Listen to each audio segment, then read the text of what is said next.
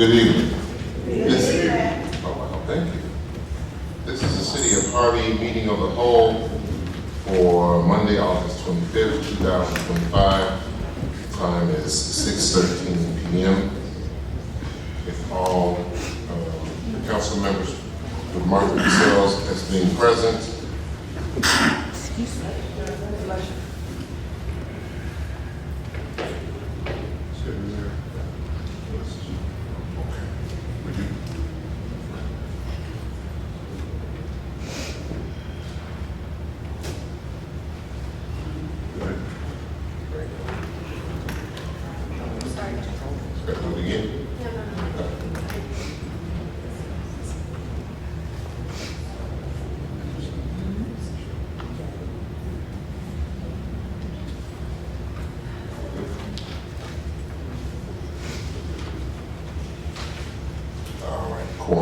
We have a quorum, so we will move to the next item on the agenda, which is invocation of pledge of allegiance. Deacon, would you please be so kind? Thank you, yes. We will bow our heads as we petition the throne of grace. Gracious Lord, Heavenly Father, we thank you, Lord, for this day.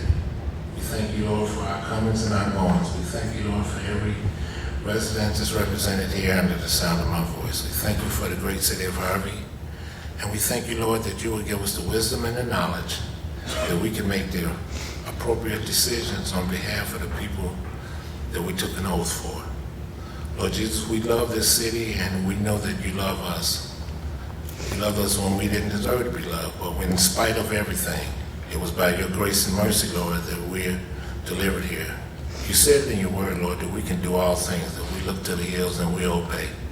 So, Lord, we're here to stand still, trust, and obey in your word, that you will guide us, you will lead us, you will prompt us, Lord, and you will even pick us up when need be. Lord Jesus, this is our prayer, and we ask it all in the mighty name of Jesus. Amen. Amen.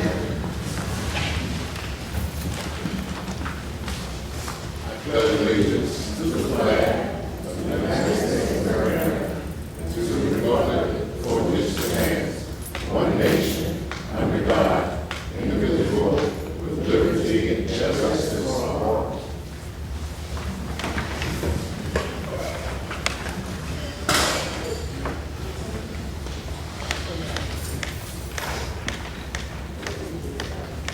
The next item on the agenda is actually number 4, which is a budget discussion.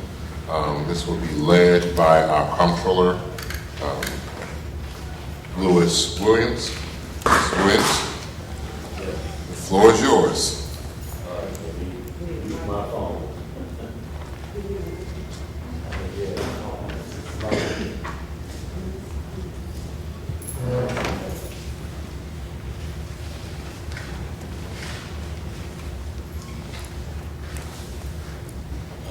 Good evening, Mayor, Alderman, city officials, citizens of Harvey. First, I apologize for this budget proposal not being sent out to everyone on Friday. But the purpose of this meeting is just an introductory meeting to go over where we stand as a city and where we project ourselves to be for the fiscal year, which ends on April 30th, 2026.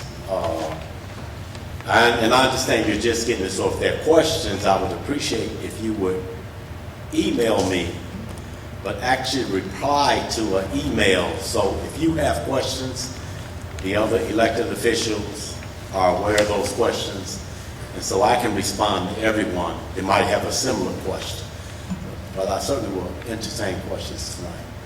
Well, we won't be responding to everyone because doing so could put us in violation of the Open Meetings Act.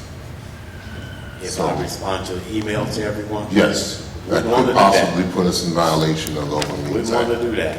I'll lead talking to each of you. If there is a question, they can individually. First of all, if there is a question, I would prefer that it be on the floor. That's number one, so that the alderman can hear it and also the residents. But in addition to that, if anyone has any individualized questions following tonight's meeting, then you can feel free to reach out individually. Please CC me in those questions so that I can be aware that they've been sent and make sure that they get the proper response.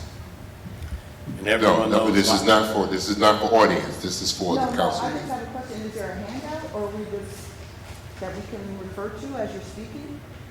Not at this particular point in time, there isn't. It will be posted, however. Yeah, it'll be posted, and right now it's a working document, so we're not providing it to the public at this point. Continue, Okay. Ms. Williams. All right, the city budget is a pretty complex item. Unfortunately, over my last 12 or so years I've worked with Harvey, it's become very familiar to me. The numbers really don't change very much. So I would direct everybody, obviously page 1 starts, and the page number's on the far left side of the corner. Page 1 starts with the budget proposal. I apologize for those headings not floating over, but they're headers, so they should have repeated themselves. So basically the columns are the 23-24 budget, the 23-24 amended budget, the 24-25 budget, the 24-25 activity, and the 25-26 recommended budget, okay? Now, if you flip to page 2, we show estimated revenues. And I want everyone to take note of the estimated revenues. It's basically 27 to 29 million in all the columns. And when you look at the various categories on page 1 and page 2, you won't see very much fluctuation between the revenue numbers. And that's the nature of municipal government. The city has held fast on not raising real estate taxes. I've never raised real estate taxes in the decade plus that I've been here, because I realized that the real estate burden, and the administrations have realized that the real estate burdens have been too heavy on the citizens, and that's probably the largest number. If you look at the budget, you'll see real estate taxes estimated at $10 million. The growth you see is the natural growth, and from TIFs expiring is the only reason you see it goes up very low, from 9.2 million to $10 million. And if you look at it, there are no other 8-figure numbers as an entire revenue source, because real estate taxes are our largest source of revenue in the city. And I don't mind telling you, like now when the real estate taxes don't go out on July 1st to be paid on April 1st, it puts a strain on the city. So all the other items, if you look at them going across, there's not a lot of fluctuation over the last fiscal years, nor are we projecting much in the way of change. Okay? So that's general fund revenue, roughly $30 million a year. That's what we collect. Okay? I then would direct you, and we'll go through some of the categories. Then would direct you to page 8.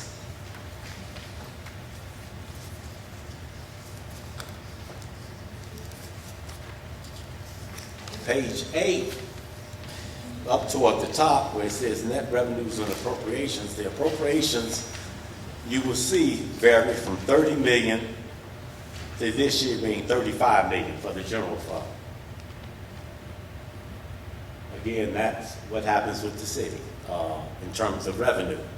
And I'll tell you, the budgeting process is pretty straightforward, because if you add up the salary lines in the budget, that makes up about 80% of the entire budget.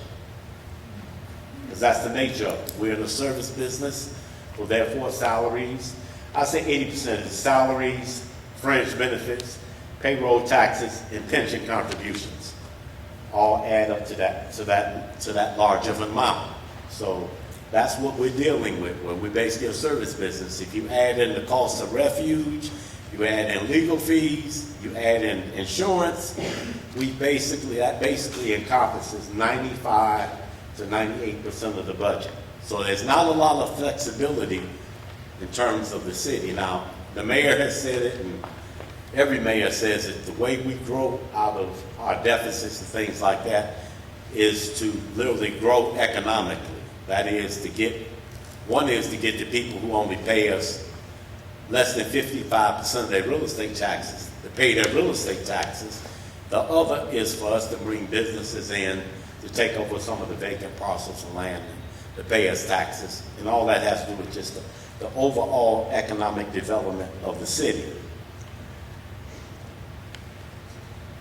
Now, the next major category that really takes in, that really supports the city, was how does the general fund have a deficit like that? How does it sustain it?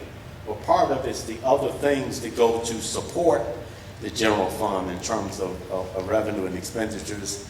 And that's when you look at page 9, which is, page 9 shows the sewer fund, which is a separate fund, where it shows the sewer fund, the sewer taxes you pay, where we use those funds to make repairs and stuff to the sewer system.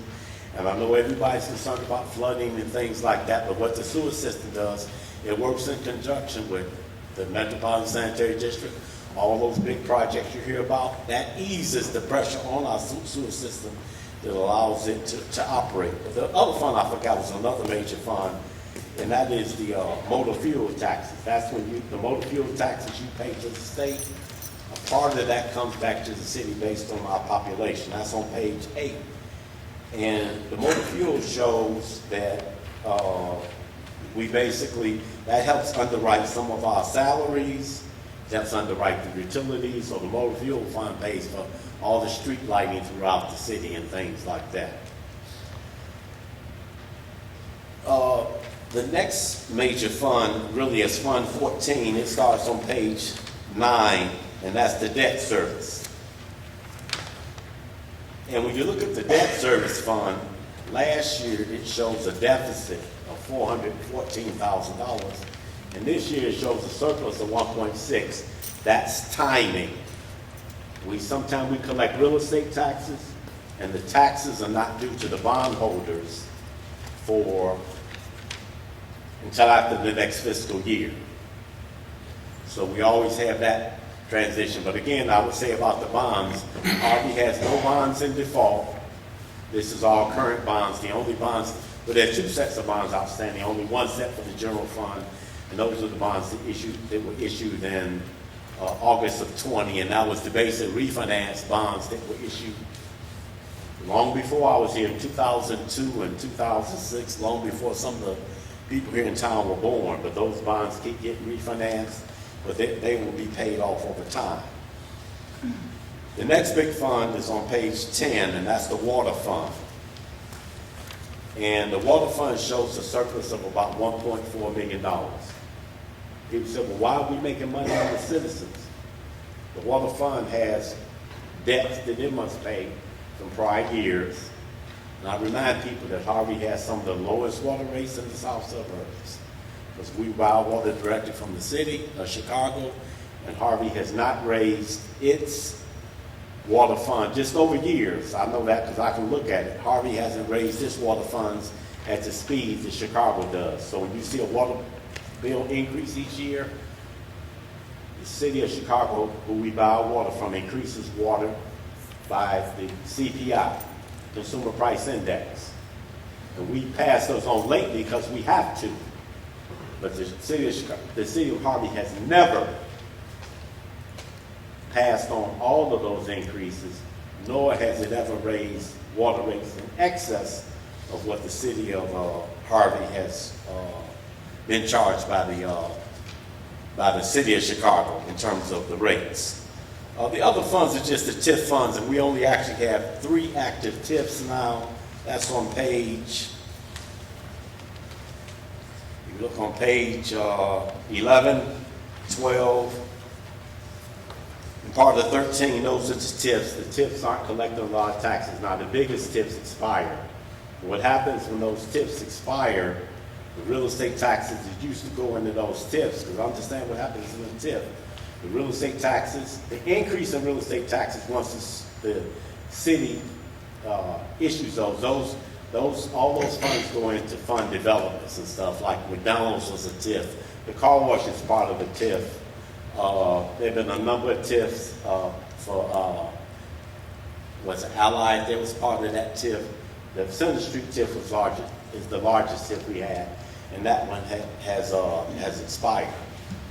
So overall, when you look at the budget on page 14, it showed last year that we're looking at a projected deficit of $7.8 million. And people say, oh, how will you ever get past that?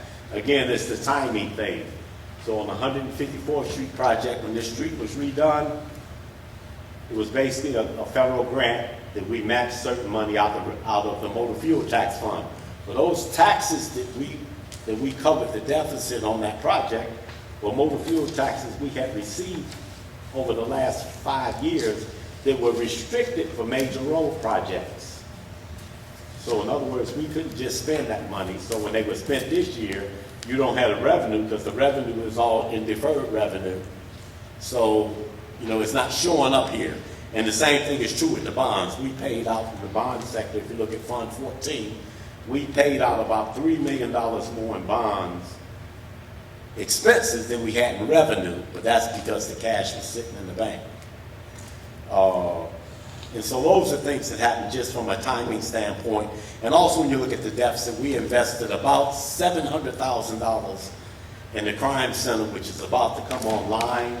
Those are called capital expenditures, but for budgetary purposes, they show up as expenditures. But those are things that are capitalized. So when the audits finally come around and we have the audits done, the deficit for the city should be somewhere about $1.2 million to $1.3 million.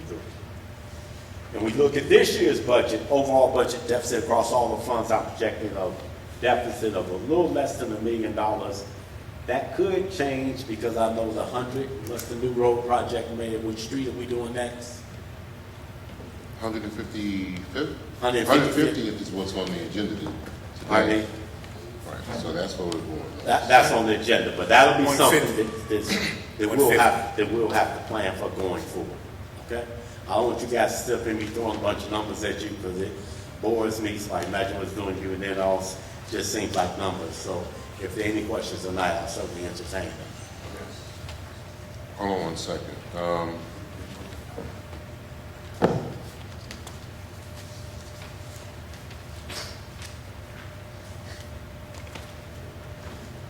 I want to make sure that the citizens understand exactly what's going on here. So this is a budget discussion. We are not taking a vote on the budget at this particular point in time. We will not be taking the vote in the next meeting. That's number one. Number two, there will be plenty of time for everyone to review what's being proposed on the budget once we have that all finalized and get that published for the public to see. So while there is no real need for anyone to run off and say, well, we're trying to do this in secret, that's not what we're doing. This is just a discussion at this particular moment, and all of that information will be provided to the public. It has to be, or we can't vote on it. Am I correct about that, Mr. Williams? Absolutely. Yeah, it has to be provided to the public, or we can't vote on it. And there's enough people that either watch what we're doing one way or another that would love to say we're not following the rules. So we are following the rules, and we're going to continue to do so. But I just don't want people to start getting anxious about it, because this is just our first discussion as far as that's concerned. Mayor, if I can add one more thing. Yes. When we talk about the deficits that Harvey operates with over the years, especially like the last 8 years, literally, our deficits are being driven by our pension liabilities, which basically have come home to roost. Pensions were funded, not just in Harvey, but across Illinois. When you hear talk about the humongous pension debt the state has, the humongous pension debt that the federal government has. To give you an example, we're paying out right now on the fire pension fund for the arrears about $5 million a year. That's what we're paying out based on a court settlement agreement. Now, that's what we're paying out, but I'll tell you, that's $5 million a year. So when you look at our deficits and say we run $1 million deficit, well, if we didn't have that pension liability, we'd have a $4 million surplus. The problem is that it wasn't properly funded over time, And if we talked about, and that wouldn't be entirely true, because that's called normal cost of the pension. That assumes in some happy-go-lucky world that Harvey had always funded his fire pension and police pension correctly. That's called normal cost. The normal cost for the fire and the police pension together would be less than $2 million, not the $6 million we're paying right now. So we would literally be not quite party time, but obviously if we have $4 million worth of surplus, then obviously we could repair a lot more streets, we could provide a lot more services, and we wouldn't have to work with the skeleton crew of employees that the city operates with most of the time.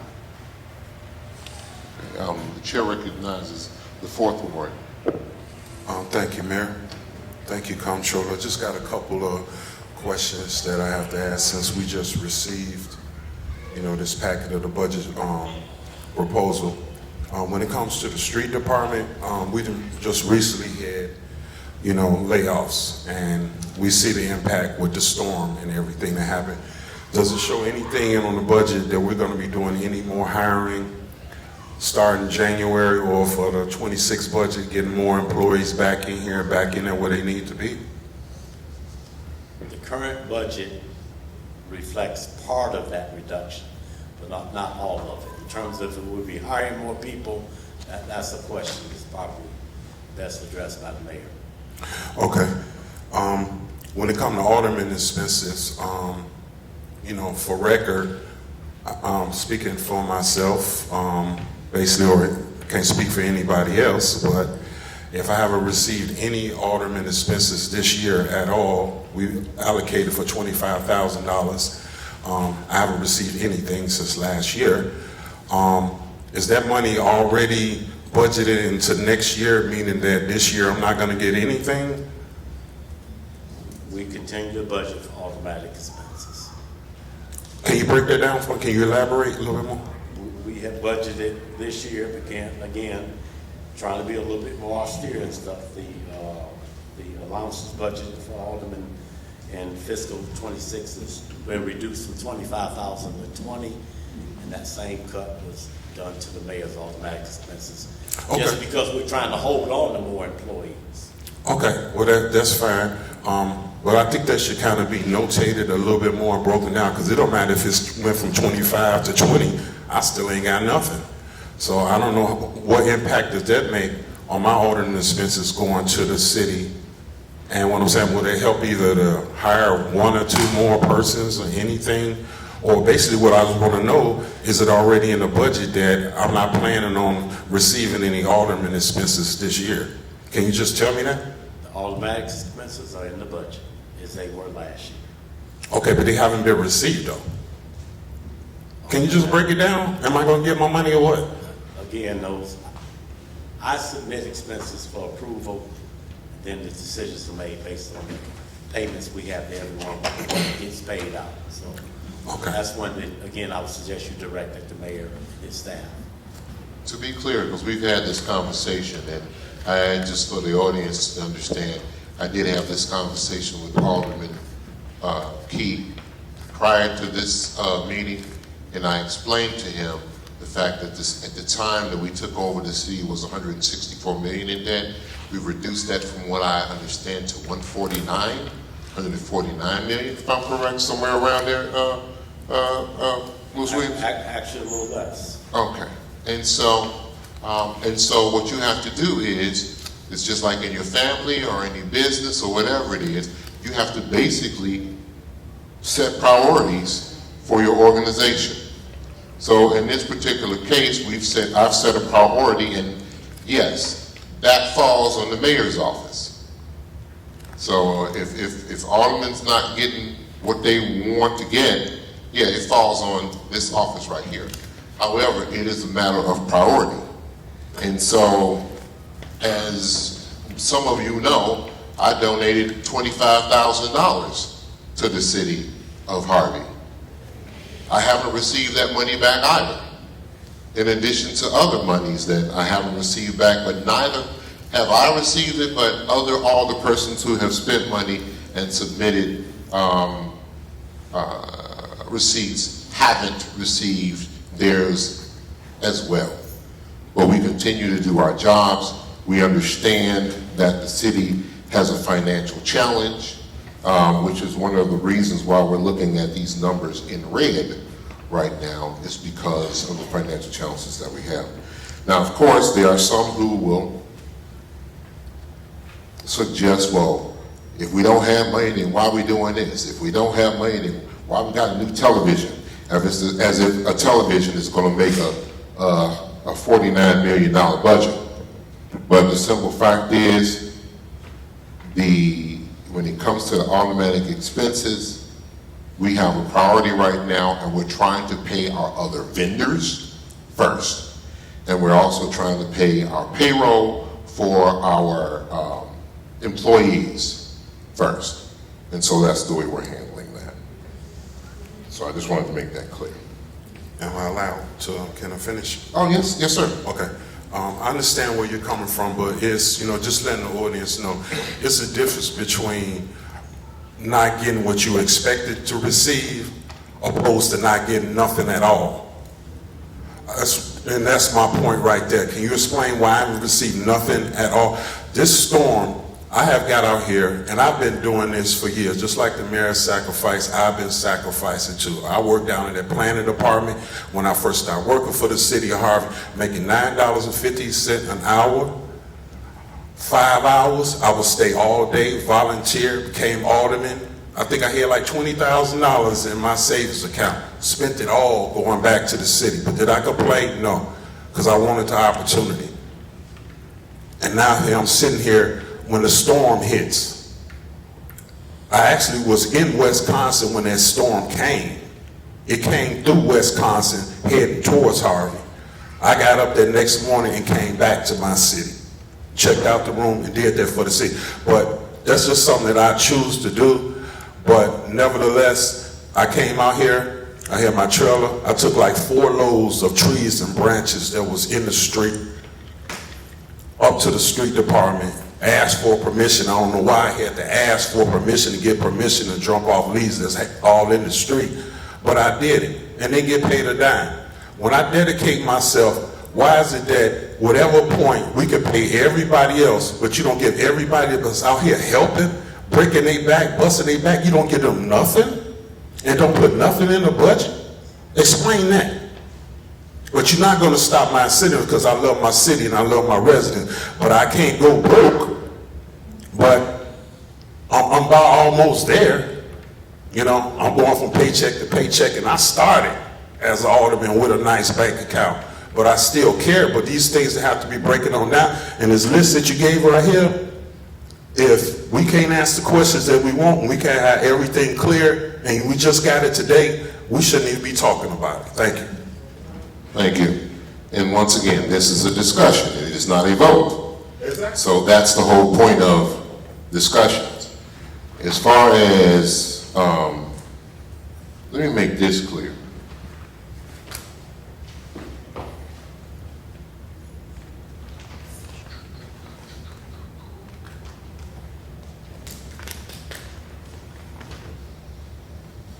Just one more question, sir. Yes, sir. I just want to know, am I the only alderman that hasn't received anything for this past 4 years? I've been here 7, but I'm just going to say 4. Am I the only alderman that haven't received anything in that time? Am I the only person? No, there's some aldermen that have never submitted anything in their multiple terms. They have not received anything. Okay, we got a point of order. Chair recognizes the second ward. Thank you, Mayor. Testing. Comptroller, back on Monday, June 22nd of 2024, we took a vote, and at that time, both my expenses as well as Alderman Key's expenses were presented. And on that same day, we both voted no. Because I don't believe in voting for my support. That's not been the same support throughout. We've always voted, or I personally have always voted no to the bills list, because we need the proof. We need to see the purchase orders. We need to understand, and directly, you personally know that I've yet to receive $1. So right now, the second ward is sitting on about $50,000 that has been allocated for them. And when we think about beautification efforts, and when we thinking about layoffs, and when we think about curbing violence by employing our young people, I was able to employ 5 young people in our office. But again, that's all out of my support personally. And so to have the best strategic and collaborative approach to the dollar, because the dollars are actually the taxpayers' dollars. I too wonder how in which we're best addressing our fiscal financial management. Right now, even today, we have penalties skyrocketing with the city of Chicago and a grand total today of $47,099. And those are just 3 line items that are due back to the city of Chicago in water penalties. And so I'd ask, as we're projecting what a 2026 budget looks like, what safeguards do we have in place that we can use from what we've learned here in the 2025 or 2024, 2025 fiscal year to move the city forward in the best fiscal way. In 1 month, we spent about $42,000 on special events. And in a city that, Alderman Key just spoke to it, but I'll tell you down 155th Street in the second ward, there are a multitude of down branches, wires, debris, there's an overhaul. And I was just told that there are about 9 people that are working in public works. So I guess my question is a swarm of things, because everything is based on us and our economic engine. We can't flourish in a city that has no money. And so we often hear about that $149 million deficit. Where exactly does that stand? Even from the 2025 year, I haven't heard what projected revenue we've actually even collected so far, or even the settlement agreement that we currently have out to retrieve monies for those that are operating here. How much of that money have we received? That started last year, so we should have some projections into that for the 2026 year. But we have so many different expenditures and line items for things that I don't know if they're doing the best support of the city. And even before we even talk about the expenditures or the spending, for a time now, residents have questioned or requested that the budget or anything dealing with the financial landscape of the city of Harvey be posted on the website. And to date, we haven't done that.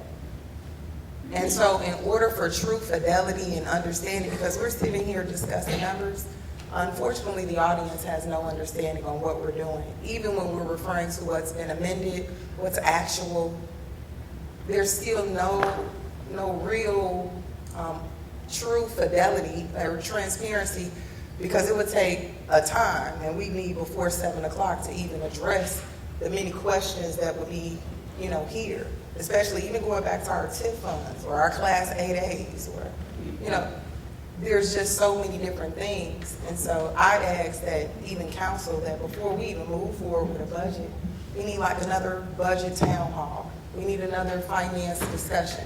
We actually need this handout to be provided on the table so that everybody can see it at large, or to cut costs, show everybody how to access it via a QR code to access the website. But we need something that provides a real lens, because even as a Microsoft Excel, I'd like to think I'm an intermediate, we would need the ledger with the labels to fully state that on each page so that we can thoroughly identify what you're speaking to, from amended in 2023, 2024 to activity, back to amended, just to even follow along with the document. And so these are just some overall recommendations. There are several questions, but before I can even really understand and dive into this, we need every resident here to have a copy of this, so they know how their monies are being spent currently, especially with $149 million debt and over 38 people being recently laid off. Thank you, Comptroller. Thank you, Mayor. So, once again, like I said, this is a working document, and as a working document, it will not be provided to the public. Of course, I know somebody we'll put it on Facebook anyway. But the bottom line is, it's a working document. And at the point in time that we have to actually post the actual document, we will do so. The chair first, the chair recognizes the fifth, and then I'm gonna get to the sixth. Thank you, sir. Thank you to all the residents that are here today. Thank you, Mr. Williams.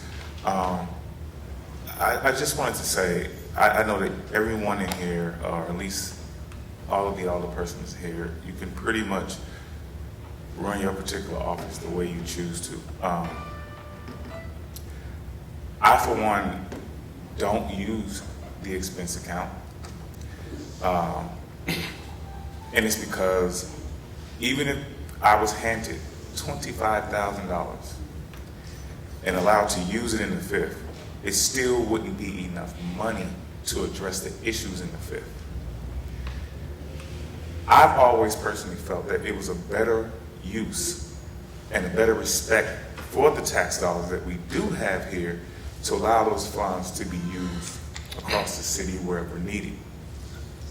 Secondly, I think you can do more with less. I think we've proven that.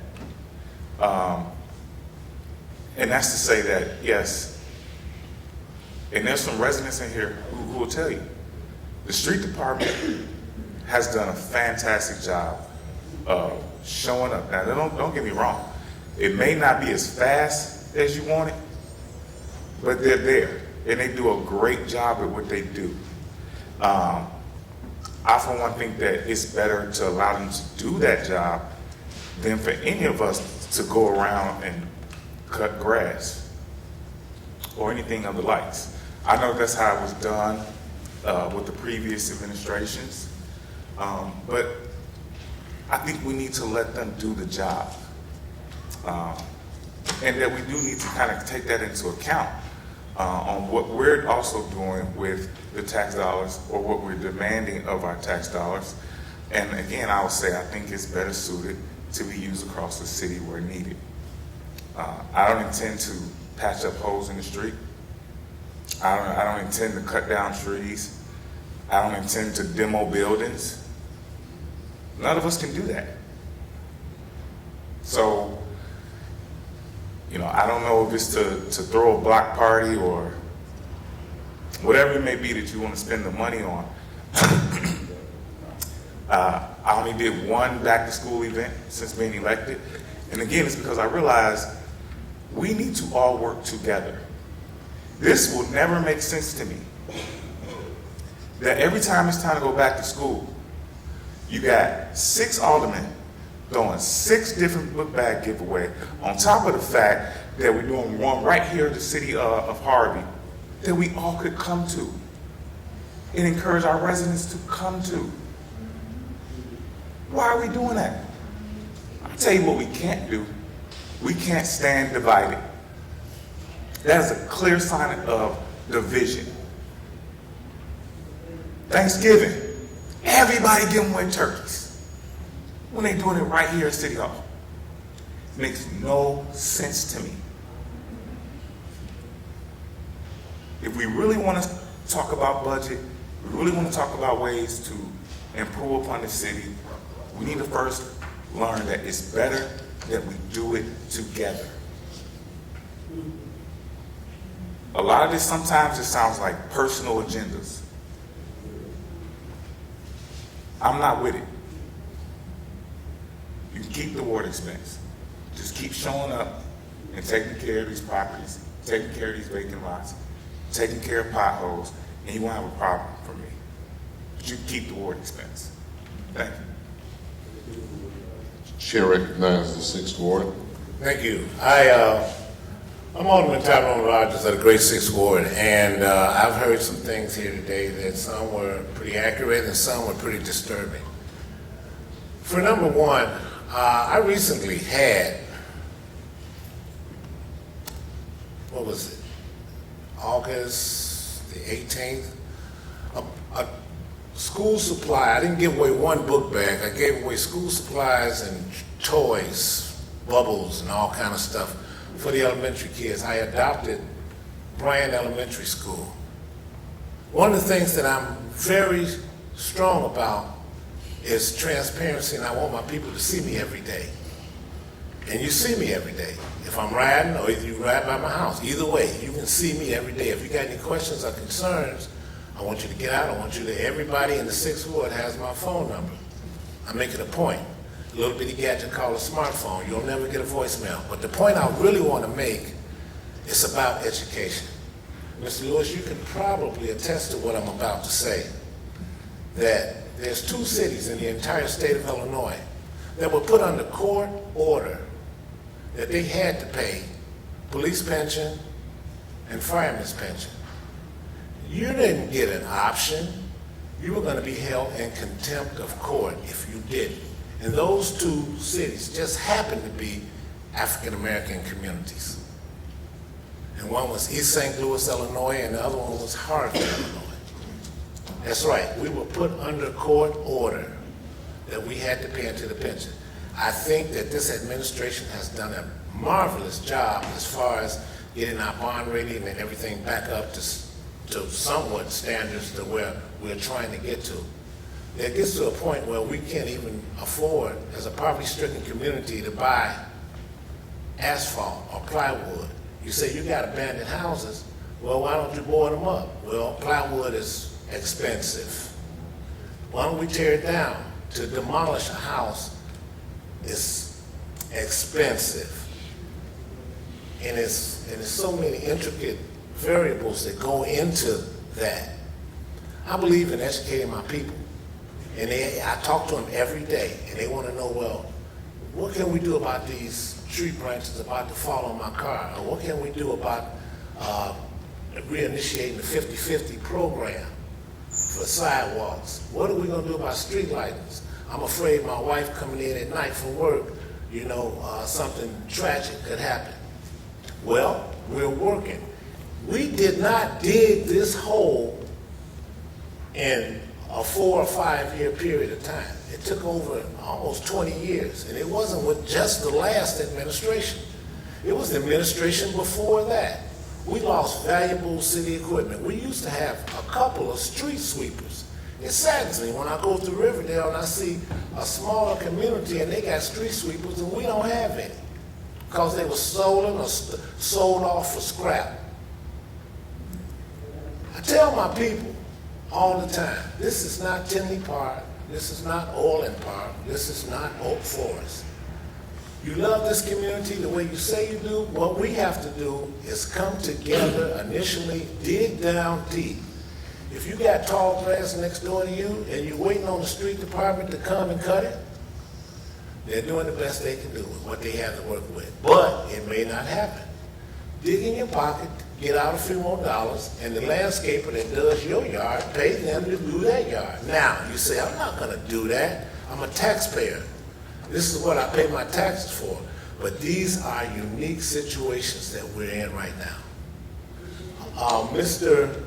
Excuse me, please don't do that. Don't do that. Okay, I won't interrupt anybody. I'll stay quiet, but do not interrupt me, please.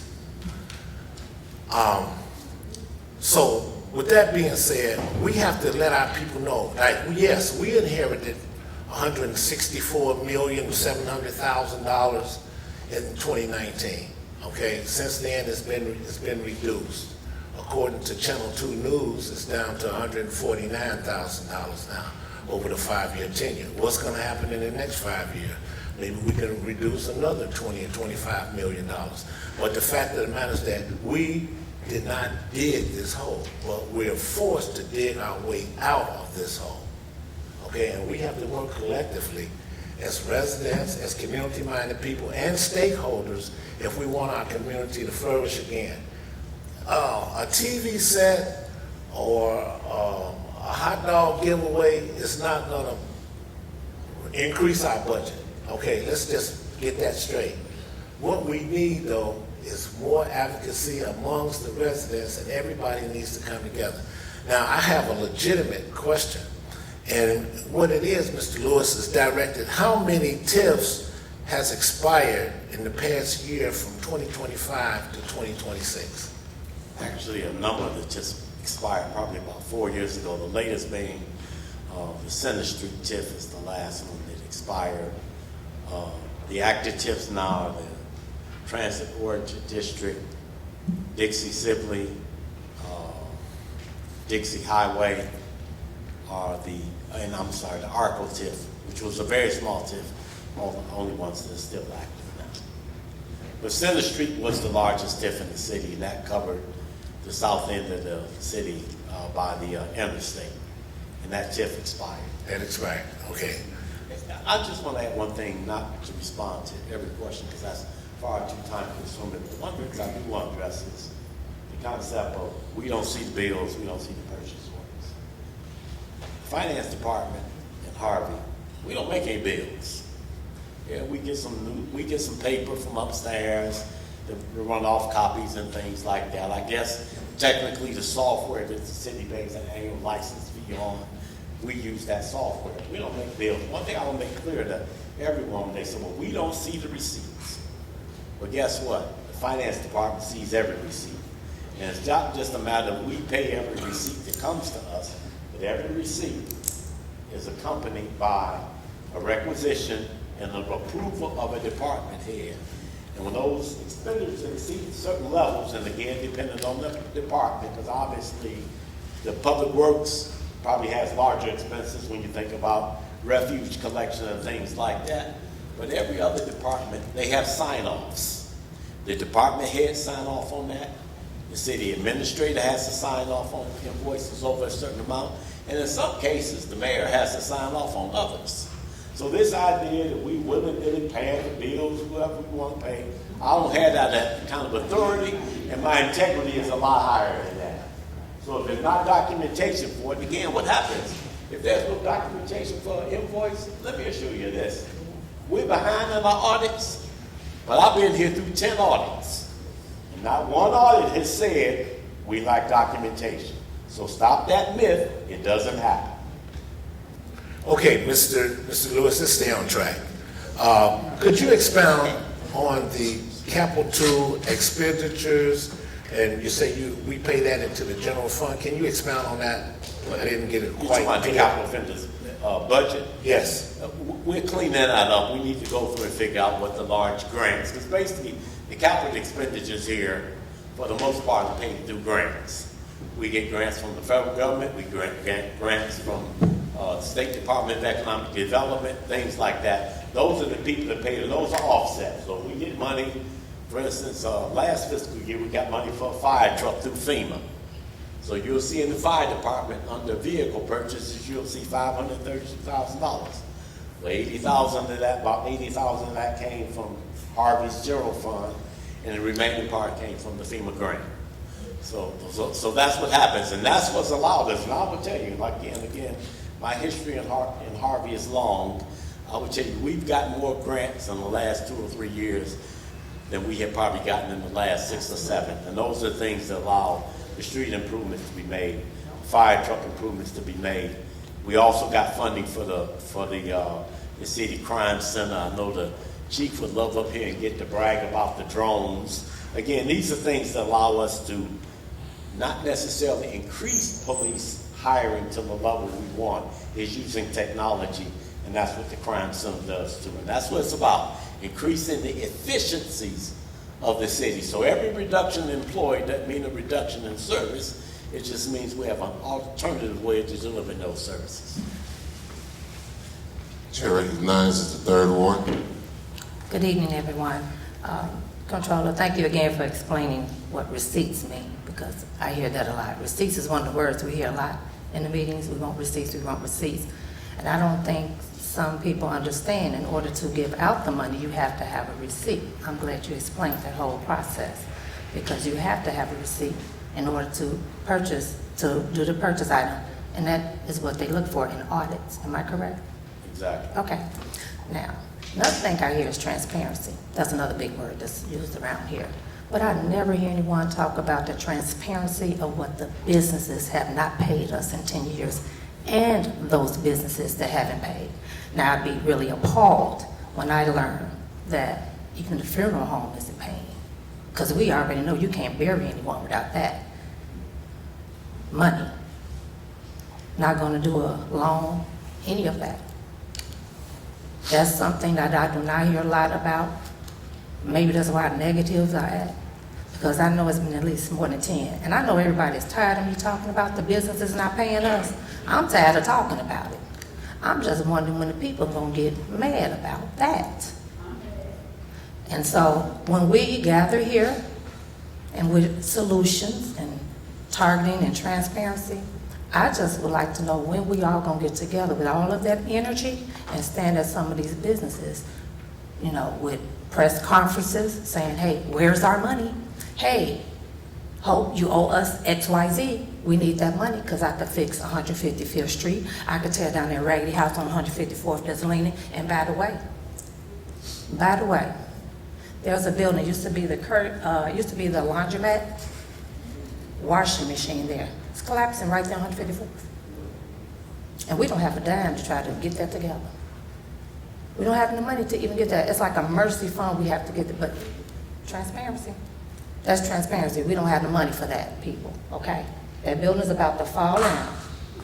We had another incident, because, you know, we talk about how we, you know, picking on the churches. We ain't been giving them no sales taxes. They haven't been inspecting it over years, because that was allowed. So now they get inspections, as they should, because they're going to want to use our fire truck when it cuts on fire. They're going to use a lot of our services. You know, if it's mentioned, there was a church over there on 147 that almost collapsed over there. I think it was a hit and run accident and someone, not a hit and run, it was an accident where a car hit the church and the church whole foundation fell on the street where we had to block it off. And guess what? Who had to clean it up? You taxpayers, because we didn't have money, because the church didn't have no insurance. Okay? So let's be real transparent on telling them what the people who got all the money supposed to do with the money they're supposed to get for us. 10 years is a long time. If you were staying in my house and I was renting to you and you weren't paying my rent, I got to get you out of there. You got to go. But what's very troubling to me, that I don't understand why we as a city that's poverty-stricken and poor, why nobody that's up or above us, and you know, we got Buddy Powell's friends and no people with connections, that they can't get us our money. But everybody come in here and say we stealing. I'm not a thief. I'm one of the other persons that haven't since I've been here. I just put in a requisition, just. Didn't really want to put in one, because I know the city don't have the money. But I thank God that he's able to give me what he has. Amen. Because I do provide. I have a lot of seniors. I do a lot of parties with them. There's things, a lot of things I don't say that I do, because it's not nobody's business what I do with my money, because everybody worry about what I do with my money. A lot of times I donate, and I give. And I don't care if I don't ever get it back. Because you know what I look at? I believe in God and nothing else. Amen. One thing I do know, and I'm a witness to it. You reap what you sow in this lifetime. And if I reap some good things, I know God is going to bless me in the end. Now, I know he take care of me now, because he, you know, it's a harvest and a reaping of a season. I'm going to give what I can give until I can't give anymore. Because I know I'm going to get old one day. And I know somebody going to take care of me one day. He's going to put a ram in the bush me for that for one day. So one thing I know God is going to do for me. And guess what, y'all? I don't even go to church every Sunday. And I've been meaning to go to Bible class. I'm trying to find one to go to, but I don't go to church every Sunday. But I know what God going to do for me. I know what he going to do for me, because I done seen him do it for me. Amen. Now, I'm not looking for rewards from the people. I want you all to know that. I love all of my residents. I'm here for you all. We all are not going to agree on things. But one thing I don't like is a cheat, a thief, and a liar. Those are three things I don't like. Tell the truth, shame the devil. And I tell any of them that know me, if I don't have the answer, I will get it for you. Now, if I had my way, I'd be at these businesses, because if I had that skill that I can gather people up and rally, if I had that skill, I would be standing in front of the hole. Where my money? Because look, these are all my bills. See my bills that's projected? I need to pay some of these. We need our money. And guess what? When it comes time to shutting them down, I'm going to take them same people to the courts. And I'm going to be showing the judge I'm here. All of us in the residents are here because they ain't paid us our money. And maybe the attorney fee is gonna cost as much, because we having to go to court over and over and over again to get that money, and we still can't get it. And I don't understand why. I'm tired of abandoned buildings too. When I walked around to get my petition signed, I counted 300 and something in mine. 300 and something. And guess what? It's not just the business owes money. If y'all look it up and see which each one of those properties owe, they owe money too. We're talking about the money. It's money all in this city, sitting rotting away. It's money in this city that people is straight done gangstered us, literally gangstered us. And I've said many times in my meetings, and I say it all the time in my ward meetings, these people living in Orland, they living in great, nice, because you always, why we can't be like Tinley, why we can't be like Orland, why we can't be like these people, why we can't have this and why we can't have that. We can't have it because we sitting around here fighting with each other instead of working together trying to go get our money. Because these businesses have our money. If they don't want to pay us, they don't need to do business here in Harvey, period. When are you going to stand up for that? When are you going to stand up for that? I just want to know when y'all going to stand up for that. If I belong to any club, country club, if I belong to whatever I would belong to, the honor society, whatever it was I belonged to, I would get my people together, as Moses said, and go to them and tell them, let my money go. Let my money go. That's what I be doing. So stop perpetrating the fraud, and let's do the business. Let's do the business that we're supposed to be doing here. I'm not trying to do no seat. The alderwoman position is enough for me. It's a lot of work. And guess what? I commend my mayor because he's doing a good job of fighting and doing what he needs to do for our city. He don't have to do it. He don't have to do it just like I don't have to do it, just like everybody else here don't have to do it. I hate the streets departments was one of the people that got laid off because they're not lying because y'all all know because y'all all call. Why this ain't done? When they gonna cut this grass? Can you get this tree? They all say the tree is standing on the property. I tell my residents, we don't even have equipment to cut some of this stuff. I have a resident in my ward. Say, Ms. Smith, can the city do a contract? I'll cut the trees. You know what I tell them? We ain't got no money. Ain't no sense of doing your contract. You're gonna quit. All these dead trees they got around here in Harvey. And the mayor's right. We have to pay what takes precedent. You all have the same thing when you got a budget.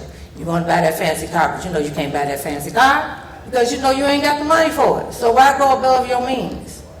Because we all know, I don't know, some people might not say it. You got to always save for a rainy day. And if we don't have the money to save for a rainy day, how you going to do something when it rains? Like all the trees falling, and like my building over there, sitting over there about to fall on the ground, that we don't have no money. So, can we get a GoFundMe fund going around here maybe and help with something? Because, we can do GoFundMe for a lot of other things. Can we do that to help Harvey? Okay? Thank you. Have a great day.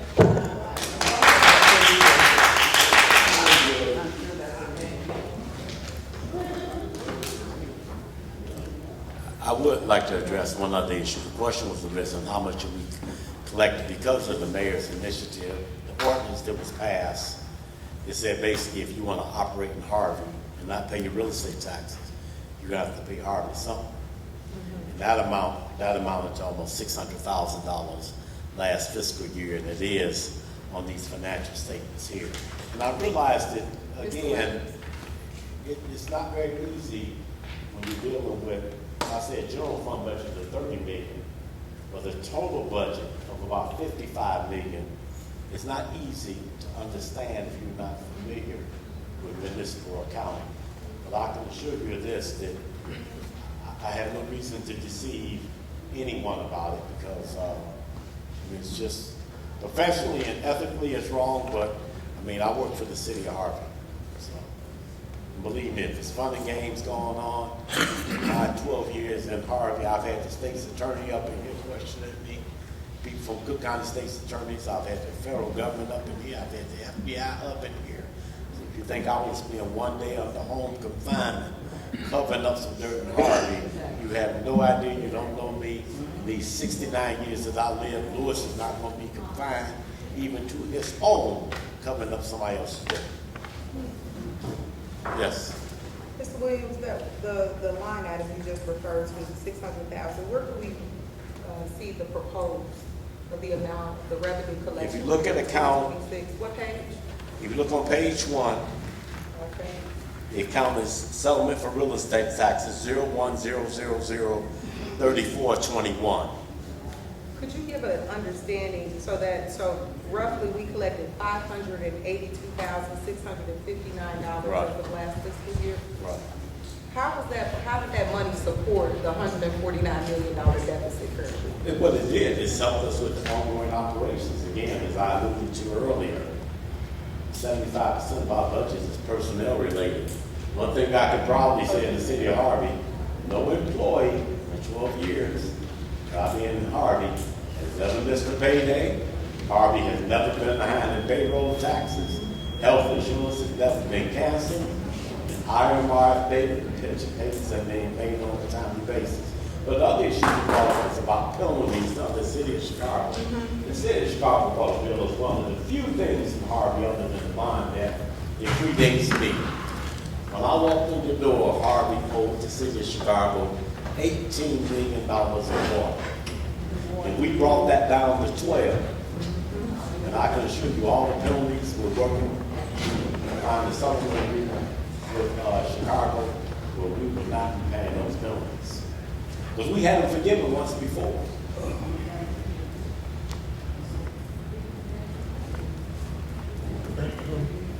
Thank you. I have two things. One, I think there's a confusion between the operating budget and the capital budget.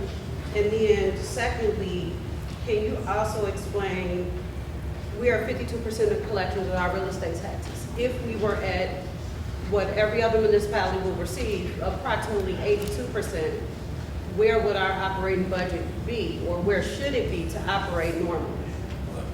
Well, I can tell you, if we were collecting our taxes at an 82% rate, it might have been that long ago. I worked in Portland Township, so I know what the real estate tax collection rates have been over the past 15, 20 years. It's less than 20 years ago when Harvey's real estate tax collection rate was at about 75%. And now our budget based on 50%, and praise the Lord when we collect 52 over time. And I say 52 over time because what happens is, if you don't pay your taxes in 21, you may get around to paying them in 23. And that's the only reason we get fluctuations. Our collections in the actual year of the taxes should have been received for over a 3-year period before people's properties get put in the scavenger sale and the tax sale. They have a tendency to run in and pay. But right now we're budgeting $10 million for real estate taxes. If we were at 82%, so 100% would be about $20 million. So if we were at an 80% collection rate, we'd be collecting $16 million. Guess what? Add $16 million to my bottom line. I'm not going to say we wouldn't spend some of it, but understand I had $6 million more work with. It'd be a lot easier down there in the finance office because everybody gets aged 90 days. That's just not Chicago. That's most municipalities. I done business with the city of Chicago, done business with the state of Illinois, all kind of municipalities in the Southland, the western suburb, some even Republican towns. Your bills get aged 60 to 90 days. That's the norm more than the exception. So for the record, our budget is approximately $30 million. If we collect the 82%, we should be somewhere around $52 million. Exactly. It may not. That's dreamland. I'd love to get back to where we were less than 20 years ago in Harvey at a 75% collection rate. But the mayor has certainly beat that drum enough. I personally know 2 large parcels in this town that probably owe the county in excess of $10 million in taxes. Now, all that wouldn't come to Harvey because we only get 40% of that. But 2 commercial locations, if they paid their taxes $10 million currently, I'm not even talking about the interest and penalty, That put $4 million in the hopper. I can assure you, if I got $4 million rolling into our account electronically over the next year, we'd be able to do a lot of things. You see that street sweeper, Alderman, if the mayor decides to buy it, I'm not telling anybody how to spend their money, but you sure got a lot more flexibility if you got an extra $4 million. Because I don't know what an extra $4 million is. There's no such thing as an extra $4 million or extra $1 million. It just allows us to pay some vendors more current. It allows, we got employees in this town that basically have received very limited raises.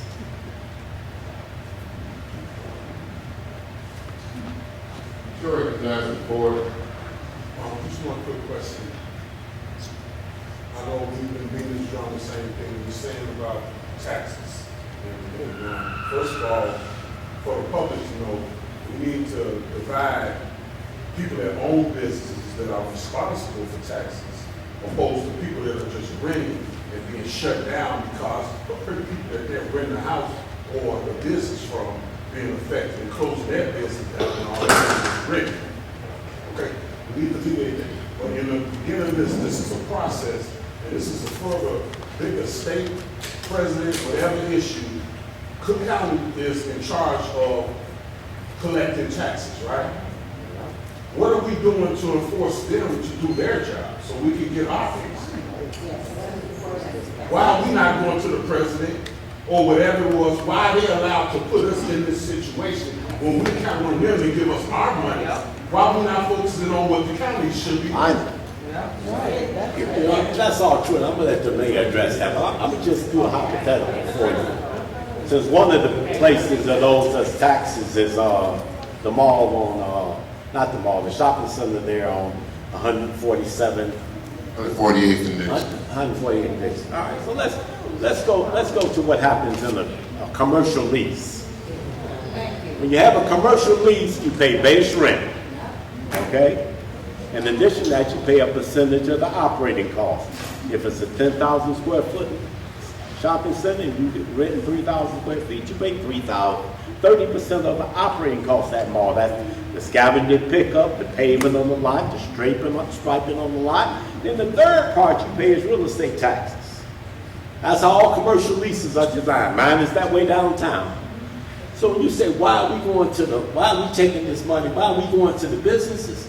Because the businesses need forced on there. I can assure you that those businesses are in those shopping centers are paying their real estate taxes, their third of the triple net lease to those owners, but the owners aren't paying the taxes. So what do? We tell the people, oh, you got to pay us. And that's not because we want their money. Our purpose is to put pressure, for them to put pressure on the owners to pay the real estate taxes. Because I, as a tenant, if I'm paying my portion of the real estate taxes that you're not giving it to the county, I got a problem with you because, I mean, it doesn't stop us if there's a fire or police service or public works services that need to be performed. We perform it as a city. And again, what did I say? There was no other 8-figure number on this budget beyond real estate taxes. It makes a big difference if that number is 10 million versus 12 million versus 14 million. A whole lot more folks would get paid if I had the extra $2 million, much less the extra $4 million sitting in Harvey's account. So it's the tenant's obligation of a commercial lease to go to the owner and say, I'm paying you my part of the real estate taxes. Why aren't you paying the county? So what is the county going to do when it comes to that situation? Since they already know that's the situation, what are they doing when they already see that it's a commercial property? So what are they doing? And why we not have a meeting with them? Yes, the question probably best directed to Tony Preckwinkle and not me, and the mayor can address it if he wants to, but that's the question. Why isn't the county doing it? Something directed to Tony Preckwinkle and our elected commissioners. Chair recognizes the third ward. I'd like to add to that, Mr. Williams. Those stores also have 5-year leases, most of them, am I correct? I'm not sure about it. Okay, most of them, usually when it's a commercial rental, because when you own a business, when it's time to get loans and things like that, they want to see your establishment, how you're able to collect money to see if you even qualify for loans and things of that nature. And like you said, each square foot is not like paying a regular rent. You know, $100,000 mortgage. You're paying a lot, like double thousands, 10,000 at least. And when you look at these strip malls, that you look at, they're getting about at least 70,000 a month. Why you can't pay us our money? So they are, because they're in a 5-year lease, they're stuck there. When you have business, you just can't. If I've been at this business for so many years, I have established how good my business is. I can't just up and hop and run to somewhere else, because location is key for businesses. So if you want to stay here and do business with Harvey, it's not my fault you have a slumlord, because maybe you can go to court, because you do have a lease with them, and you can sue them for the money that the city of Harvey is making you give us, because we can't get it from you. We need our money. Bottom line, we need our money.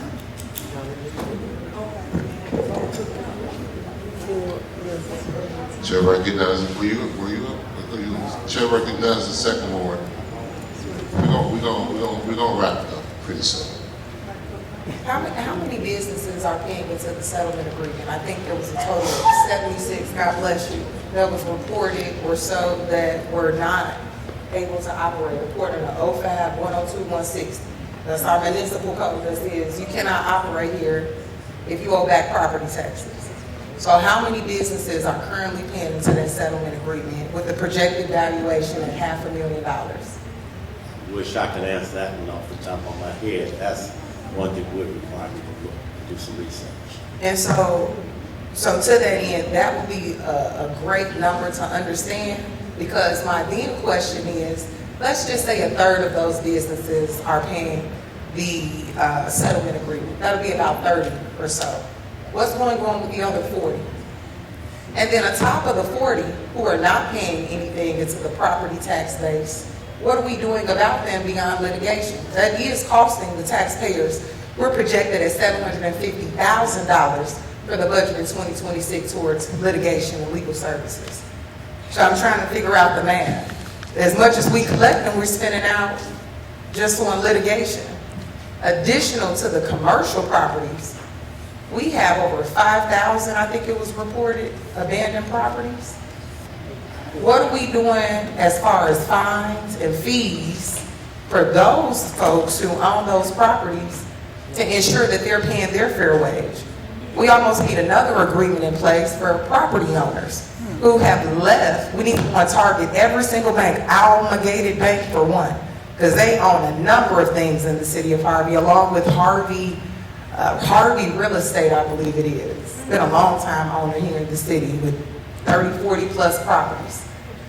My question, what are we doing to hold those folks accountable?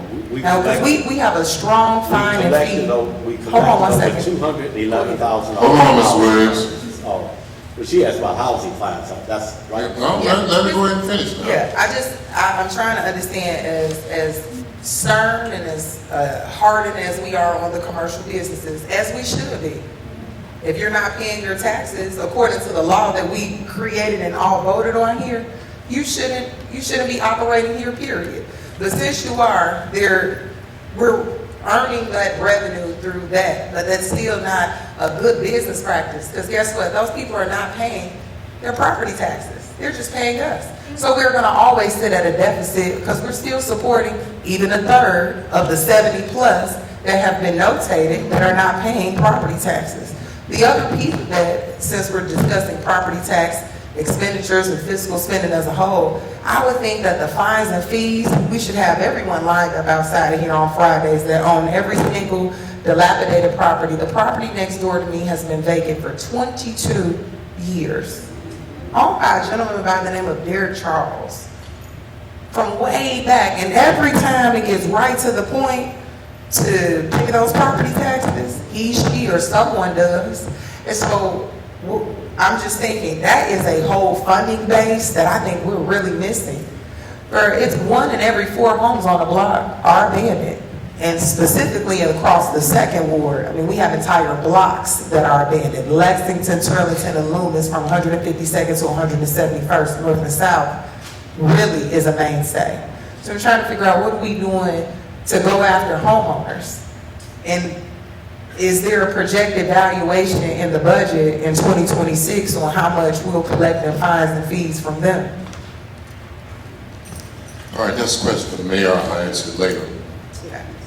Sure, recognize the third ward. We gotta wrap this up, y'all. We got another meeting we gotta go to I and go understand. into. So when We it still comes, got public comment. gotcha. Just to let you guys know, with real estate, property, personal property, as I explain to my residents all the time, they always say, oh, that house has been here next to me 20 years. But if no one has claimed their property, family members of whatever sort, you still have to go through a whole lot of hassle to get that property. Now, if someone did pay it at the last minute, some people don't know, there are investors out here who buy property for taxes in hopes of getting that money back. It's an investment thing. Might not actually be the owner who purchased those taxes. Sometimes it's people who do investments. So the property is a whole big thing. Some of the people are deceased. You have to find them. That's a big whole process by itself. And that costs money as well, the money that the city does not have. But maybe if those businesses pay, we can probably use, that Peter money to make Paul pay us the other part. I really don't.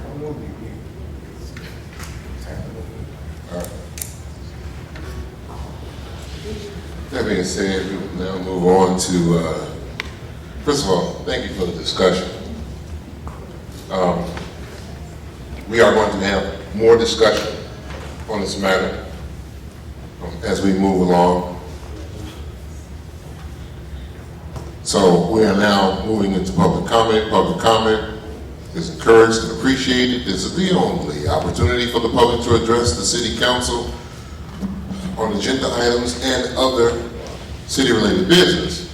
In order to accomplish our business on the agenda and be respectful of everyone's time, council members will not engage in dialogue, I'm hoping, with individual members of the audience, and no immediate action will be taken on any public comment issue. When your name is called, proceed to the podium and state your name. Please limit your comments to 3 minutes. Woo-wee! No speaker may donate his or her time to another speaker. Comments shall be courteous and respectful. Please, comments shall be courteous and respectful at all times. No person may use public comment for the purpose of campaign or advertisement. This is not a question and answer time, and council cannot engage in conversation with the public. Questions and concerns about operations should be addressed with city staff during regular business hours. First up for public comment is Ryan Sinwelski, followed by Jacqueline Wilson.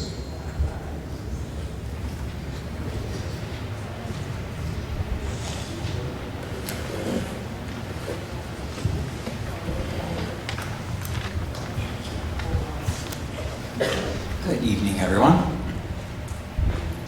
I just have, I guess, the typical financial questions like when will all the receipts, the bank account statements, and invoices and bids be published online? That is, if you look up the Better Government Association or if you go to Watchdog groups, that is standard practice. We've had Ms. James Watson even share from Evanston, their whole packet, the whole packet, so all residents, everyone knows exactly what's going to be discussed before every meeting. So that should be posted at least a few business days before every meeting. It's not hard to do, and if, as Mayor Clark says, everything is above board, then just show us. That's all we're asking. I also am going to make another suggestion that I made at the township meeting last time, and there was a whole bunch of different softwares that you could buy that will put all expenses and income in real time online for public transparency. So ideally, we should never, ever, ever have to come up here again for public comment or any time to say, Mr. Mayor, where's the money? You can easily with this software, and I'm sure the treasurer knows of a few of them and the comptroller, but like I said, it's all online. So you can log in, you can see the money as it comes in and as it goes out. So I want the public to know that as well. So there really is no excuse for not showing us where the money's going. As well as what I said at the township, I want to call for a forensic audit. We can't afford not to know where the money is. A forensic audit is a much more thorough audit than the audits that we're behind on, because we're already behind on audits with the state. So like I said, we can't afford not to know where the money is. The problem with the different comments that I hear from the mayor, Ms. Smith, some of the other folks, is that when it's saying about, well, we need this with money, we need this, we don't know. We don't know where the money is. So we can't, Harvey's in the hole, but by how much? And the money we do have, where does it go? Well, we don't know. We don't know because it's just not being made clear. So I think we need a forensic audit. I would say open all city books immediately to the treasurer, stop locking her out because she is our elected representative. Also, Alderwoman Chapman mentioned this, but the 4 Alder yes men who always vote with Clark, they always get their expenses paid back, including Alderwoman Smith, because I FOIA'd those. But the ones who ask critical questions don't. I mean, again, that's more the transparency issue. So you say we don't have money, but then Durinsky, Smith, others, they get paid. Release, I said that already. And the last thing, create a transparent process to sell and restore our old buildings. Give priority to local residents and businesses because all those empty buildings, as the Alderwoman stated, if we got those back in the tax rolls, that would do much more than just generally increasing our tax collection rate. Thank you. Hey, all of them. Now, we're going to get this straight right now, okay? We are not going to be talking while other folks is talking. And y'all can say whatever the heck y'all want to say about that. This happened at the last meeting, you know, and now it seems to be happening at this meeting. It doesn't make me a difference if it's the Alder yes men or anybody else for that matter. Be respectful of people when they are talking. People are going to say things that you may or may not want to hear. If you can't take it, the door is right there. You don't have to listen to it if you feel that passionate about it. But we're going to be respectful of each other. And that back and forth, and just for the aldermen specifically, it says that this is not a question and answer time and council cannot engage in conversations with the public. So please, follow that rule. Thank you. Next up is Jacqueline Wilson, followed by Jedediah Brown. Hello, Mayor Kellogg, I want to thank you. Sorry, I'm so nervous. Mayor Clark, Christopher Clark, I want to thank you. Everybody, because her time is still running. Okay, Mayor Christopher Clark, I want to thank you. I truly do, because you have truly tried very hard to improve Harvey. I do not understand how as we continue to realize what is going on out here in Harvey, why do we want to continue to complain? A lot of people started off with you, Mayor, but a lot of people decided to go on their own because they did not, that you did not do what they required you to do. But I know that you are a good man, that you tried very hard out here in Harvey to do your best. I have came to the meetings. I come to the alderman's meeting. I come to the council hall meeting. I have sat and I have listened. Yes, I am nervous because I just want to figure out how can you explain that when a person tries so hard to do something, somebody's always trying to knock them down. So I want to let you know that I appreciate you. I appreciate our aldermen.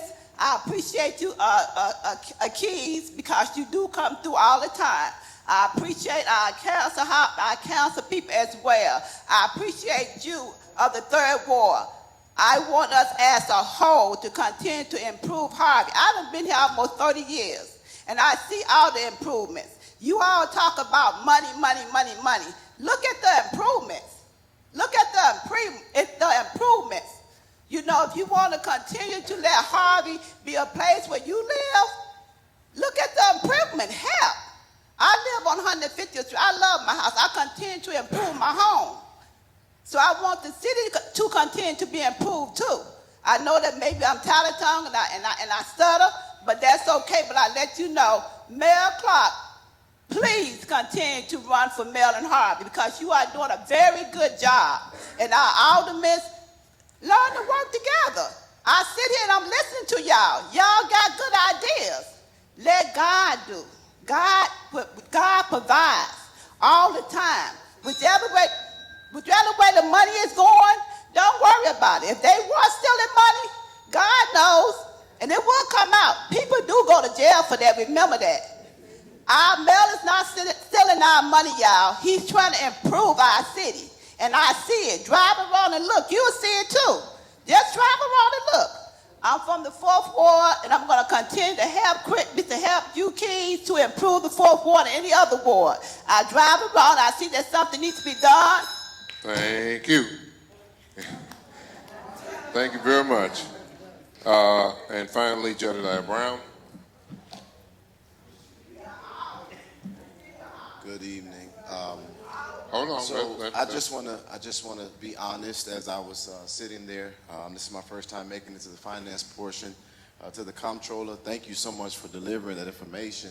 I just would really encourage you, because of the cloud that's trying to be cast, that you be extremely clear, because I got confused at certain parts. I do understand that it's just discussion, but even some of the things you said, the numbers, once it was 75%, then it was 80%.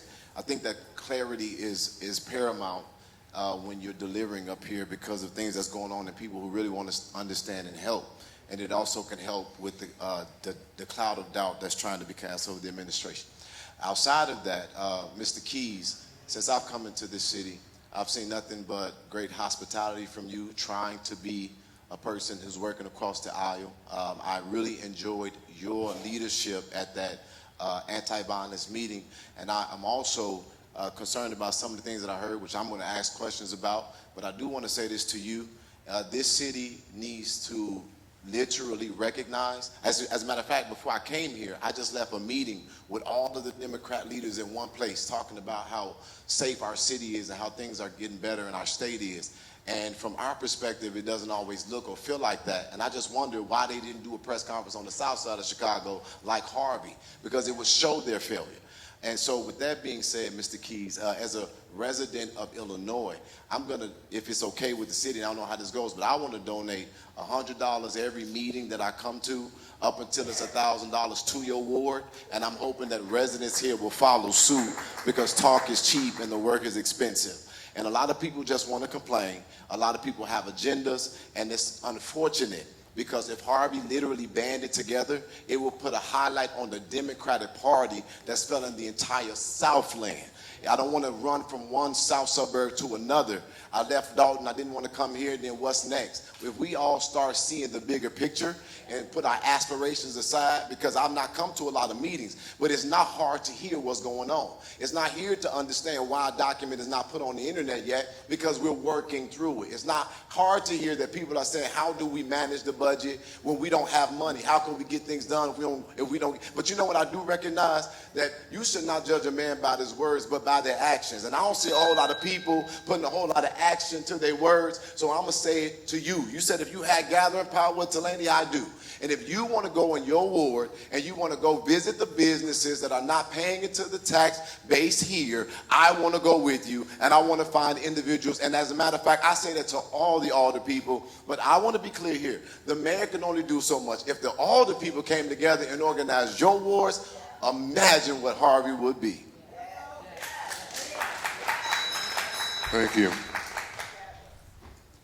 Okay, I'll try to make it quick, because I know we got to go into another meeting. Okay, so first I'm going to read from 65 ILCS, and this is specifically the powers of council. The powers of the council shall be purely legislative. The powers of the council shall be purely legislative, except as may be otherwise specifically provided by any other act or by any article of this code.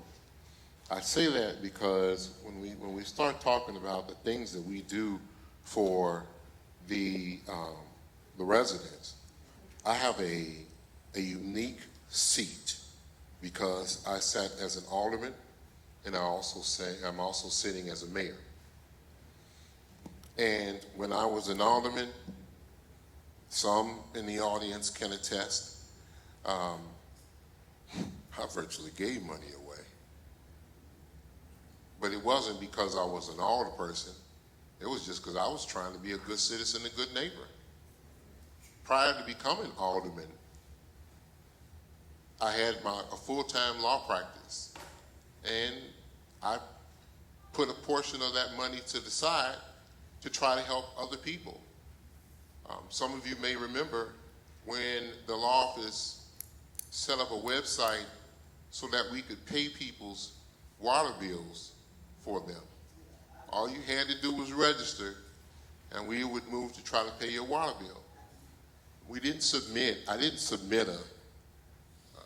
any receipts or anything like that. It's not to say that anybody else shouldn't, but the bottom line is the money that was spent, I did primarily because I was just trying to be a good neighbor.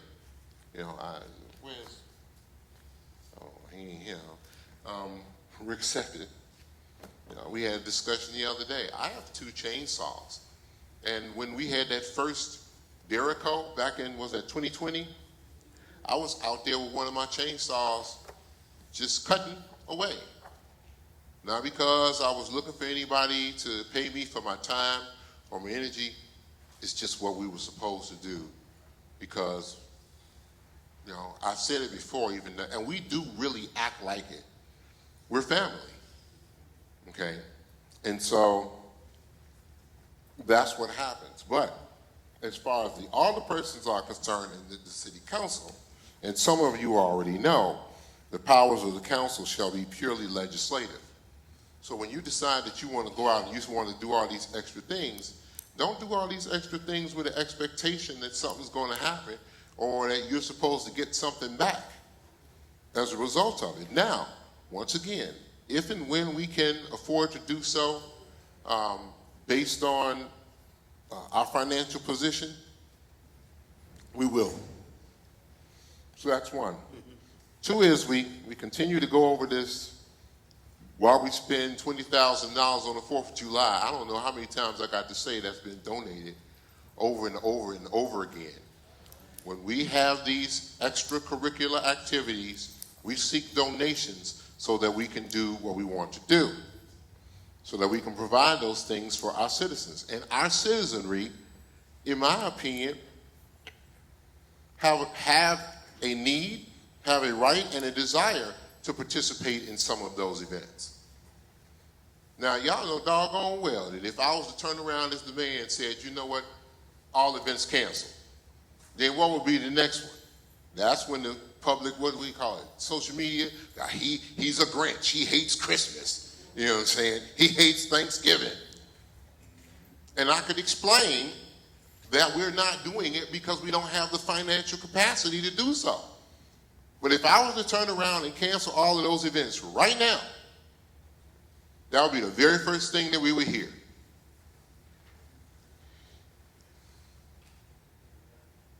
And so it's a catch-22 situation. Because you want us to do it, but when we don't do it, then you upset we don't do it. Then if we don't do it, then you want us to do it again. It just doesn't make any sense to me. Now, as far as the Cook County taxes and Cook County collecting our taxes, I really wish they would. And, you know, and so wait, so let's go back so we can figure out how this works. Because what is happening here is sometimes people think they belong in one space when they're actually supposed to be in another space. So, the powers of the council shall be purely legislative except as otherwise specifically provided by any other act or by article of this code. Okay? But when you go to the mayor, it says that power and duties of the mayor shall be to enforce the laws and ordinance within the municipality, to appoint and remove his administrative assistants, budgets and finance director, heads of all departments, and to appoint and remove all other officers of the municipality, commissions, boards, and agencies, except those covered by the Civil Service Act in municipalities which have adopted said act. We have a Civil Service Board, and we have adopted that act.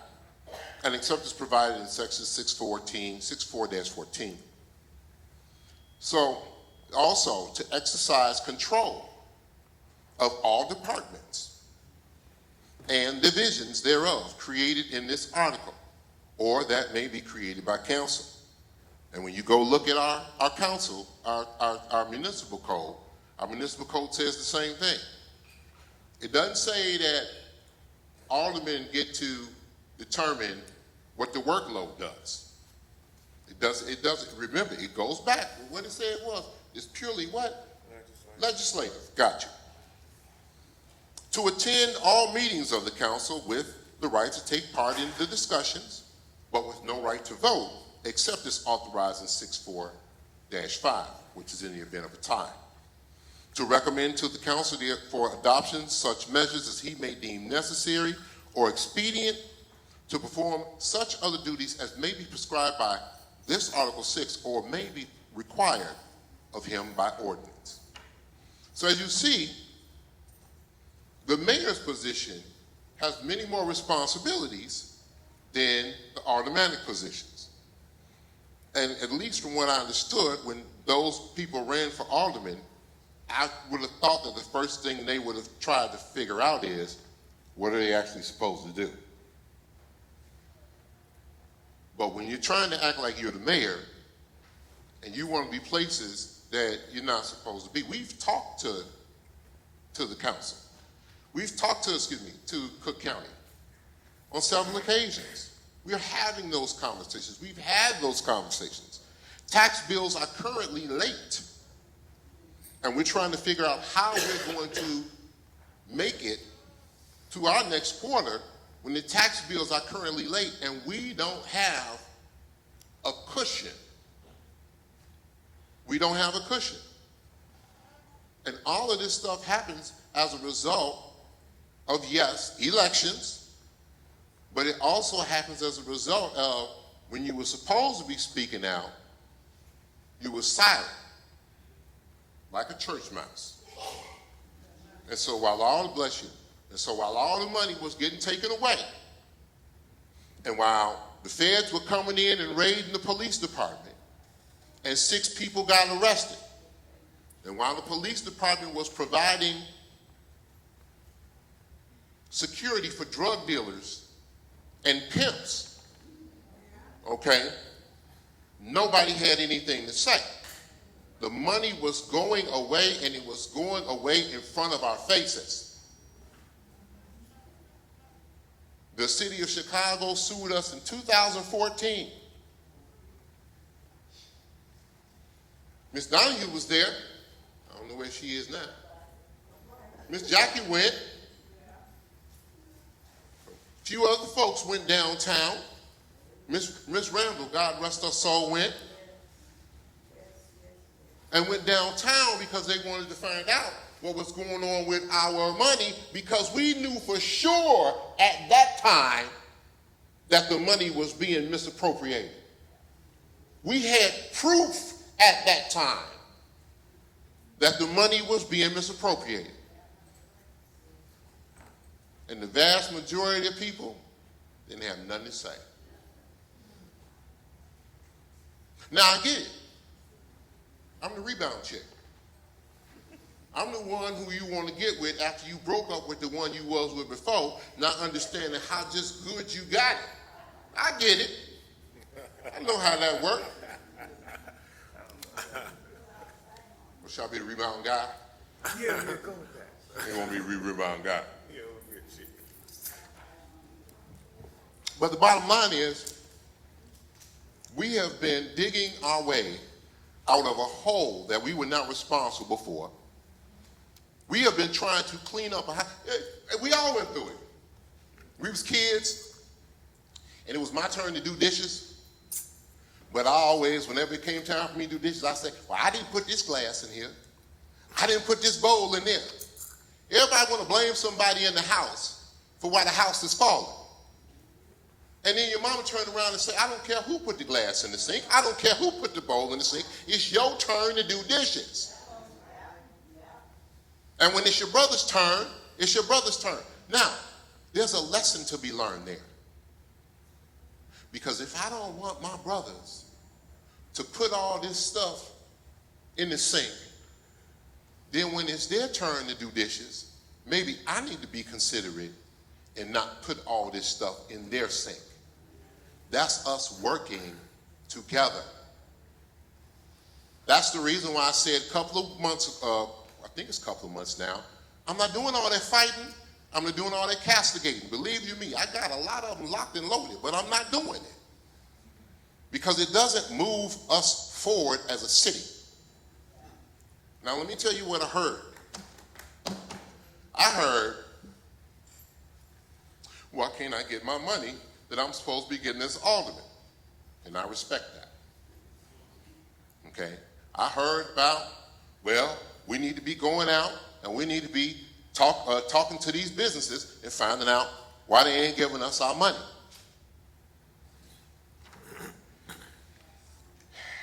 And then I saw the looks on some of those who were dissatisfied, and I am really trying to convince you that you are going to get these copies, okay? Because we have to follow a process. I already know that some of our aldermen are not going to follow the process. They're going to release the information anyway, okay, because they don't quite understand the words transparency. But out of all the stuff that's in here, we ain't talking about how we going to keep the employees employed. We're not talking about how we're going to make it from payroll to payroll every 2 weeks. Because that's what I'm seeing in here. We look at the red line and we say to ourselves, well, what's the problem? He already explained that. Even though I know somebody going to go off, and I'm just going to tell you straight up and lie and say it's something else. He already said, if we didn't have the issues of the pension debt, we would actually have a surplus. But when I remind you that that pension debt wasn't paid by the previous administration, oh my gosh, I don't know what to do. Because all of a sudden you just lose it. Because you don't want me talking about the previous administration. That's who screwed you over. Bottom line, that's who screwed you over. And you talk about receipts, we got the receipts because they went to jail. You know, almost 15 people over the past 20 years have been either convicted and or went to jail under that previous administration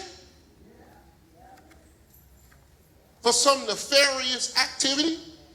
But then the lawyer come before you and you want to try to discredit him and make it seem like he doing something that he ain't never did a day in his life. And then you try to get other people on board to get those people to co-sign the lies that you have signed on to. We got to stop it. I didn't stop nobody up here from talking. Everybody took their time. That's the reason why we're here now. When you had your question, Ms. James Watson, when you had your question about, and I think that's a really good question. And that's a question that's going to be addressed because it's important. And if I'm going to demonstrate how we're supposed to work together, I got to lead with it. But damn, can y'all meet me halfway? Because we're not doing anything but trying to figure out how to better this city. And every single time, you don't come with suggestions or solutions. You just come with complaints.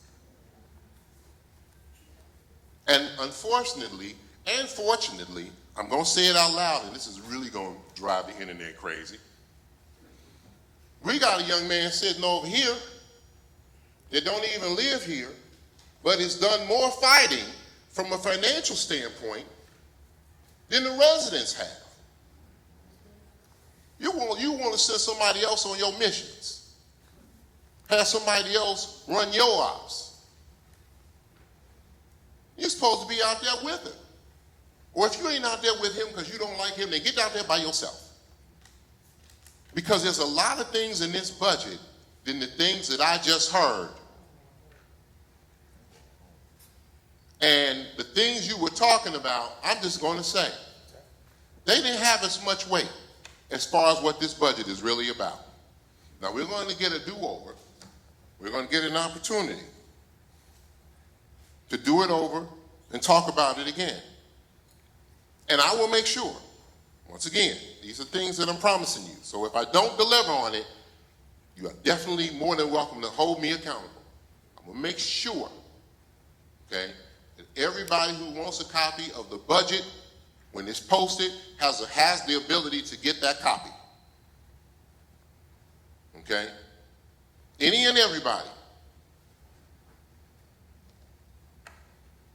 But we are working with the county. We're doing everything that we possibly can to try to get our taxes collected. But the county looks at us and asks us, what do you do? So we got to do something too. And we have the power to do something. If you're going to ask about the county, see, you could go down to the county and you can tell Tony Preckwinkle how horrible of a man I am and how I violate your rights. Well, then go down there and ask Tony Preckwinkle where our money at. Ask her where the money is. If you can go down there to talk about me in an entity, in an organization that does not have jurisdiction over me, you understand that? You're going to talk to people about this city, specifically about me, and they don't even have jurisdiction over me. But if you're going to go down there and talk about the things that they have jurisdiction over, like why don't they collect our proper amount of taxes? And when they don't collect them, why don't they use more of the courts and force to try to get those businesses? And if you want, who is the one that's willing, because I want to know who it is. Who is the one that's willing to put the foot on the neck of the residents of this city when they've been paying the taxes for the past 20 years that the businesses ain't been paying? I want to see some hands. If you feel that way, because I'll tell you, this council didn't raise the taxes because we understand how much you pay. So we didn't increase the taxes. This council is not going to do that. We only do the things that we are mandated to do. If Chicago water goes up on their water, we have to pass it on to you. Keep my name out your mouth, because I'm not doing that. That is the city of Chicago sending that bill. And we have to do what we have to do. If the courts say that we got to pay the pension funds, and y'all don't understand, the state comptroller, every time we get a dime, the state comptroller takes our money. And I want you to understand how this goes. If we get $1 million in a grant, because I've said this over and over again, but I'm starting to think that there were some buses that some of y'all should have been on that we didn't know about. Because I'm saying it over and over again. If we get $1 million in a grant, praise God, it's wonderful. We got $1 million. And we can take that $1 million and do whatever the $1 million grantee said we're supposed to do. But when we get that $1 million grant, how much is the Illinois State Comptroller going to take from that $1 million? $350,000. $350,000. We just got $1 million, and the State Comptroller is going to take $350,000 from us. Wait. Who's responsible for coming up with that extra $350,000? General fund. From where? Out the general tax revenues and general revenues of the city. Of which city? Let me make sure. The city of Harvey. The city of Harvey where? In what state? Illinois. In the state of Illinois. We don't have no money to run with in this town. They stole it all, y'all. And the sooner you come to the realization of that, the better off I think we will be. I'm not going to attack any of y'all because y'all didn't do anything. But I will attack the mofos that stole our money and did what they weren't supposed to do. And that's why we're struggling. And the sad part is some of y'all still got loyalty to that bunch when they were stealing your money. There's a software to tell you what the finances are in each city. It's called GovUSA, isn't that what it is? Because we looked at it. It cost us $150,000 to do GovUSA. Am I right? OpenGov, that's what it is. OpenGov. Look it up, people. OpenGov. But it cost us more than $150,000 to have it. So I tell you what, y'all got 5 on it? Because the simple fact is we can't pay for it. And because we cannot pay for it, we don't have it. That is something I brought up in the very first administration. And we can't pay for it. So what's the point of trying to buy it if we can't pay for it? Stop trying to compare us to other communities. The other communities got money. What I talked to you about the other day, T, Orland getting like 125 million in sales taxes per year. We can't compete with $125 million in sales taxes, but you want us to be like Orland. You want champagne on a beer budget. Let's grow up, man. And let's start working together. And then we can get something done. We can stop pointing fingers and we can actually see some real progress in this city. Because the city is moving forward. With all of the challenges, the city is still moving forward. With all of the naysayers, the city is still moving forward. And for all of the haters, I love your hating because it means that we must be doing something right. So, on that note, the chair would entertain a motion to adjourn. Motion to adjourn. Second. First by a motion by the sixth, second by the third. All in favor signify by saying aye. Aye. Those opposed, hearing none, we stand adjourned at 8:05.